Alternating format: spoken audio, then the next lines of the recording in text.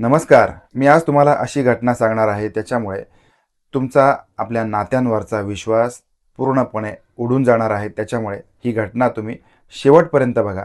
ही घटना घडलेली आहे कर्नाटकमध्ये. कर्नाटकमधला तुमकूर जिल्हा आहे आणि या जिल्ह्यामध्ये जयलक्ष्मी नावाची एक महिला आहे. तिचं वय वर्ष आत्ता 53 आहे आणि ती एका शिक्षण संस्थेमध्ये फर्स्ट ऑफिसर म्हणून काम करत आहे. तिचं वय 25 असताना तिचं लग्न झालेलं होतं आणि लग्नानंतर 3च वर्षांमध्ये तिच्या नवऱ्याचा मृत्यू झालेला होता. आपण संपूर्ण आयुष्य कसं काढायचं, त्याच्यामुळे मग तिने एका शारीरिक शिक्षण देणाऱ्या एका शिक्षकासोबत लिव्ह इनमध्ये राहण्याचा निर्णय घेतलेला होता आणि 20 वर्षांपासून या शिक्षकाचं सोबत ती लिव्ह इन रिलेशनशिपमध्ये राहत होती, सुखाने राहत होती. अगदी नवरा बायकोप्रमाणे हे दोघेही राहत होते. श्रीनिवास असं या व्यक्तीचं नाव आहे. हा देखील अविवाहित आहे. आता यांचं जे नातं आहे हे पुढे जात होतं आणि आता जयलक्ष्मीला देखील एक लहान बहीण होती. तिचं नाव आहे अनुसूया. तिचं आता सध्याचं वय वर्ष आहे 43 आणि तिचं देखील लग्न झालेलं होतं, पण आपल्या नवऱ्यासोबत तिचं पटलेलं नाही आहे. त्याच्यामुळे मग तिने देखील आपल्या नवऱ्यापासून विभक्त राहायला सुरुवात केलेली होती. तिला आता एक 25 वर्षाचा मुलगा आहे. त्याचं नाव केशव असं माहिती मिळते आहे आणि हा जो केशव आहे, हा केशव लॅब असिस्टंट म्हणून नोकरी करत आहे आणि जयलक्ष्मी हिने आपल्या लहान बहिणीच्या मुलाला दत्तक घेतलेलं होतं अशी माहिती देखील समोर येत आहे आणि त्याचं शिक्षणाचा खर्च, त्याला काय हवं काय नको हे देखील जयलक्ष्मी म्हणजे अनुसूयाची मोठी बहीण हे सगळं ती बघत होती. सगळं काय हवं काय नको हे आपल्या बहिणीच्या संसारामध्ये बघत होती. सगळ्या गोष्टी पुरवत होती, कारण जयलक्ष्मीला बऱ्यापैकी पगार होता आणि अनुसूया ही आपल्या नवऱ्यापासून वेगळी राहायला लागल्यापासून मग तिने आपली नोकरीची सुरुवात देखील केलेली होती, पण नोकरी तिने काही वर्षानंतर सोडलेली होती. त्याच्यामुळे तिच्या घर खर्चाचा बराचसा भाग हा जयलक्ष्मी करत होती. त्याच्या संसाराची किंवा आपल्या लहान बहिणीच्या मुलाच्या शिक्षणाची, तिच्या घर खर्चाची जबाबदारी जयलक्ष्मीने आपल्याकडे घेतलेली होती. आता पुढे ट्विस्ट आहे.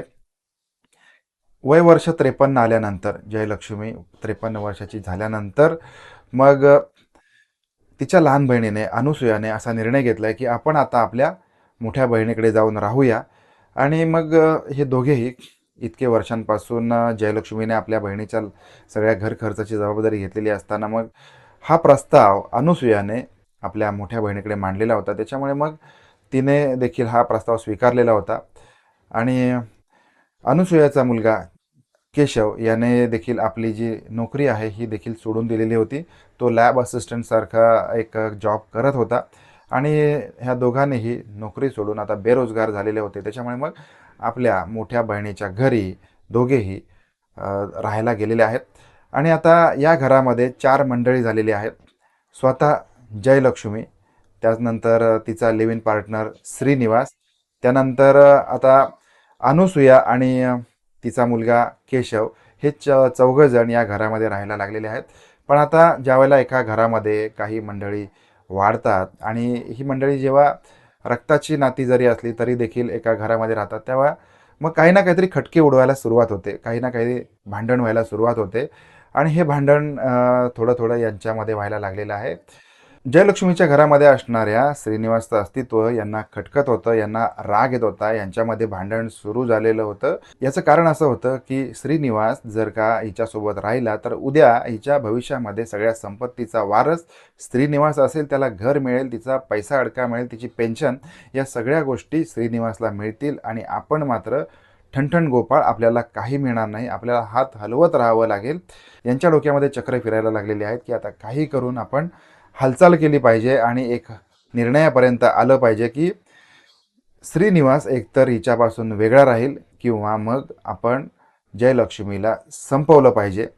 आता काही केल्या, जयलक्ष्मी श्रीनिवासला तिच्यापासून लांब करायला तयार नव्हती, कारण 20 वर्ष श्रीनिवासने तिला साथ सोबत दिलेली होती आणि आता या उतार वयामध्ये काहीही झालं तरी तिला तिचा जो लिव्ह इन पार्टनर आहे याला दूर करायचं नव्हतं आता या सगळ्यांमधून तिची लहान बहीण आणि तिचा मुलगा यांनी एक निर्णय घेतलाय जो भयानक आहे. आणि हा निर्णय असा होता की आपण काही झालं तरी त्यांची जी मोठी बहीण आहे हिला संपवायचं. आणि मग फेब्रुवारी महिन्यामध्ये त्यांनी म्हणजे अनुसूयाने आणि तिच्या मुलाने तिच्या तोंडावरती उशी दाबून जयलक्ष्मीला संपवलेलं आहे. गुदमरून तिचा मृत्यू झालेला आहे. आणि मग आता सगळ्या मंडळींना कळवलं गेलं की हृदयविकाराच्या झटक्याने जयलक्ष्मीचा मृत्यू झालेला आहे. त्याच्यामुळे मग अंत्यविधीची देखील तयारी झाली. वय वर्ष 53 असल्यामुळे कुणालाही डाऊट आलेला नव्हता, शंका आलेली नव्हती की जयलक्ष्मीचा मृत्यू हा नैसर्गिकच आहे असं प्रत्येकाला वाटत होतं. आता शेवटच्या क्षणी अनुसूयाने तिच्या मुलाने तिच्या अंत्यविधीची घाई केलेली होती. लवकरात लवकर अंत्यविधी व्हावा यासाठी त्यांचे प्रयत्न चालू होते. आणि मग शेवटच्या क्षणी ज्या वेळेला मग तिची मृतदेह स्मशानभूमीकडे घेऊन जाणार इतक्यामध्येच पोलीस आलेले आहेत. पोलिसांनी हा मृतदेह खाली उतरवून घेतलेला आहे आणि मग पोस्टमॉर्टमला पाठवलेला आहे. पोस्टमॉर्टम झालेलं होतं त्याच्या वेळेला मग पोलिसांना एक गोष्ट लक्षात आलेली होती की हा मृत्यू नैसर्गिक नसून गुदमरून मृत्यू झालेला आहे. त्याच्यामुळे मग या सगळ्या मंडळींना पोलिसांनी ताब्यात घेतलं आहे. अनुसूयाला आणि तिच्या मुलाला ताब्यात घेतलं आहे. आता या सगळ्या गोष्टींमध्ये श्रीनिवास याची जी मुख्य भूमिका होती, श्रीनिवासने पोलिसांना जाऊन सांगितलेलं होतं की जयलक्ष्मीचा मृत्यू हा नैसर्गिक नसून काहीतरी घातपात आहे. आणि मग पोलिसांनी वेळीच अंत्यसंस्कार होण्याच्या अगोदरच या सगळ्या गोष्टींचा भांडाफोड केलेला होता. आता ही जी नात्यांचा धांगडगुत्ता असतो, नात्यांची गडबड असते, जर का एखादं नातं कायमस्वरूपी तुम्ही एकत्र राहत नसाल किंवा अचानकपणे तुम्ही एकत्र राहायला आलात तर मात्र आपल्या अस्तित्वाचं कुणाला त्रास होत नाही या सगळ्या गोष्टींची खातरजमा करून घेणे ही एक काळाची गरज आहे. आपल्याला या सगळ्या गोष्टींबद्दल काय वाटतंय ते मला कमेंट बॉक्समध्ये जरूर कळवा. भेटणार आहोत आपण नवीन घटनेसह. तोपर्यंत काळजी घ्या. धन्यवाद.